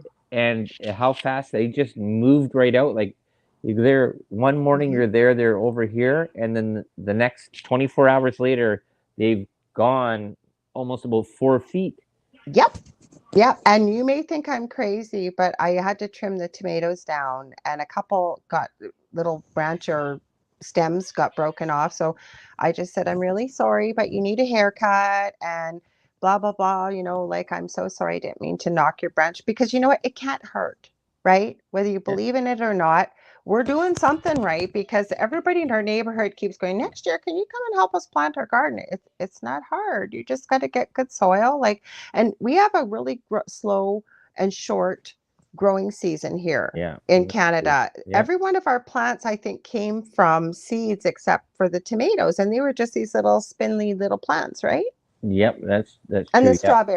strawberries Yeah, came from a plant. and the potatoes I just planted from just old potatoes that had already gone started to go to root. Yeah, but there's another part there too, is that there's been studies that have been doing there with working with pyramid structures over top of plants. Like copper? Doesn't have to be copper. It can be anything, but a pyramid I love it, Debbie. that goes over top of the plant, and I guess it's the electrical field, I guess, from the whatever the metal Yeah. is, and it causes the plant to grow fruitful. Mm-hmm. Yeah, there was, yeah, Oh, Debbie, I wish you lived closer because Dell is going for his butcher apprenticeship with this amazing local store. It's called George's Market. And he brings these home. It's asparagus and it's wrapped in prosciutto on the barbecue. yeah. Oh my gosh. It is addicting, addicting, addicting, addicting. That sounds good. Thanks, Kelly, if you're going to send me the recipe because it looked really good in the slow cooker. So, and we should be on Dell's show, The Delicious Recipe, but he doesn't do cooking. Believe me, he doesn't. So, David, welcome. I'm glad you tuned in. We were talking about the paranormal, but in a way, we kind of still are. Well, paranormal plants. Yeah, but you know what I think it all is? It's the mysteries of the earth because I've always said the more I open the door to this world, the more little I realize I know. And Well, many things that I believe to be true say 10 years ago, I mhm. now question or I've changed my viewpoint on it from the more people I connect with, the more research I do and what have you, because there's not a lot of absolutes in this world. I don't know. Like, what do you think? Well, this is the part that I started my whole show off with. There is about asking questions and questioning everything, right? And the thing is, so is that you got to figure is that I use this analogy all the time. As a little kid, you ask questions about everything. Right. As you go to Excuse me. school, you're told the questions and the answers. Hmm. And after you finish school, you no longer question everything because you were tested on it, and that's what the final result is. So Ooh. there's a whole part about out of it. There is that you have to look at things, and there's maybe a different way of looking at how things are done. Just because somebody wrote a book, the one book that everybody in the classroom has to go and Doesn't memorize mean they and have read all and the get tested, answers. that book could be incorrect. Hmm. Like for history and stuff like that, well, for a lot of things, right? You So were reading my mind about history. David, you had to go bring this topic up. We're almost out of time. Actually, we have, again, you can't go by those numbers because we're broadcasting all over the world. So we have quite a few people watching. But when you guys come and you engage in the conversation, I love to make, and I know Del does too with his show, we love to make you part of the conversation because if you guys weren't here, we're talking to nobody, right? So we really appreciate you being here. But David, oh my gosh, I have been wanting to do a show on giants. I wish I thought about it because his comment for people listening, he says, and they cut the giant trees down in the deserts for a reason. And then he said, the giants. Because have you guys heard about that story? I believe it was in Desert Storm and that they ran into a giant. And did we talk about this on one of your shows, Del, yeah, about I why did. the I well, I was did. just I going to did a say, show. I did a show on giants well, there. I just Yeah, wanted to yeah, add, why does it seem like most of these giants have red hair and red beards? Why? yeah. I don't know. Okay, so what can you add to that then? Well, they didn't all have red hair. That was just a lot of them there, anyways. Hmm. But there was giants like Ginger giant. they're all through like this is a huge topic. I did like an hour and a half show on this. It's it's all through history and all through there of very And the large. lore from Yeah, different yeah. countries. It's And the same thing with you got giants and you got very little people, yeah, well, and your they're big thing's the little people. yeah, they're all through everything, and it's if you get into the part they're talking about fairies, gnomes, and goblins, gremlins, and I stuff like that. never thought, how many times have I said that I thought I would be having a conversation with you about fairies and little people? And we do. Hmm. Michelle says they're ginger giants because they're Scottish. I don't know if they are because we've had people from Scotland on talking about giants. We didn't even get into the gin. You brought it up and we were going to talk about it. Yeah, And we got about 5 minutes left, guys, and that's it. yeah. So we'll have to have another. I don't think I have anybody booked for Labor Day here in North America, which is the Monday. So if Delhi's working, We won't be out at the cottage, so Mhm. maybe we can plan to do Oh, we got do a a funeral next week. That's yes, we do. We should send our condolences to Dell's cousin's family and cousin. I mean, it's his immediate family because you do. yeah.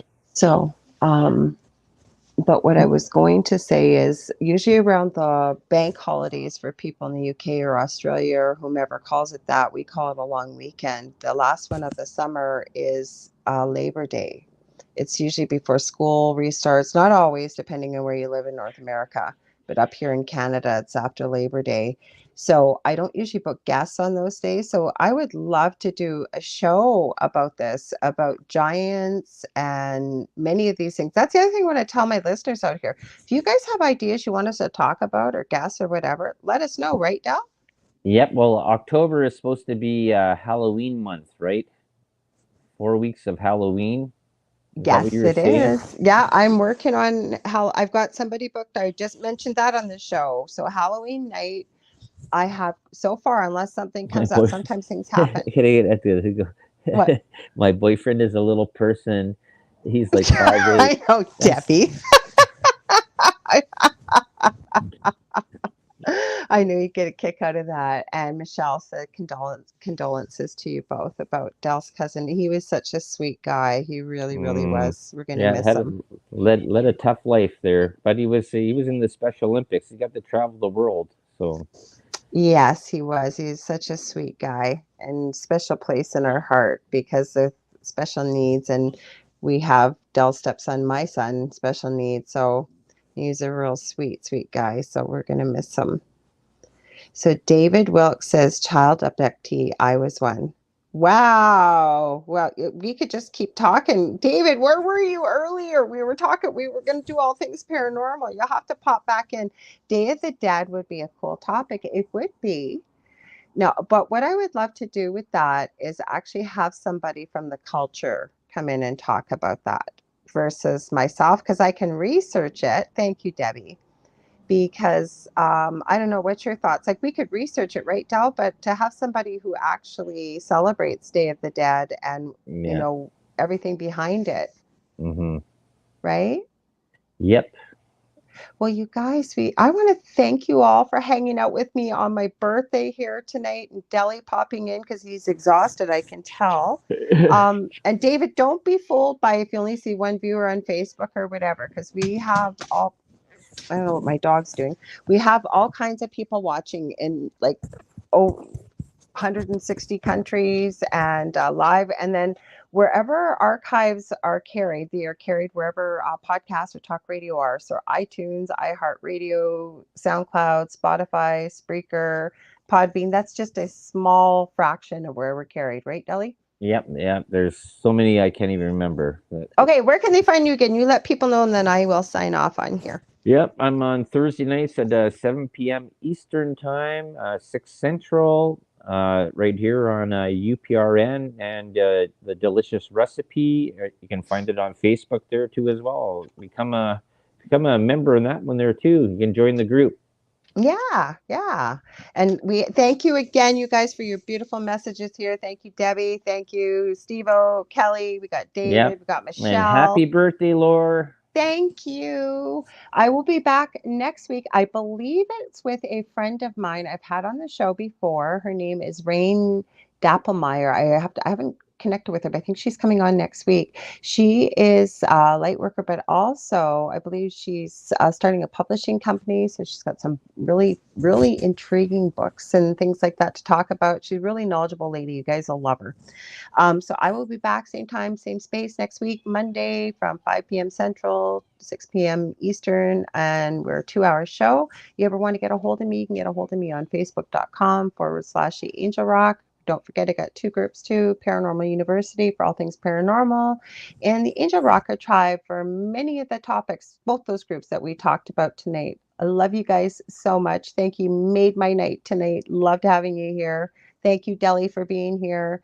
Sending Yep. y'all so much love and light. And good morning, good afternoon, good evening, wherever you may be. We will see you next week. Same time, same space, same day. Mwah.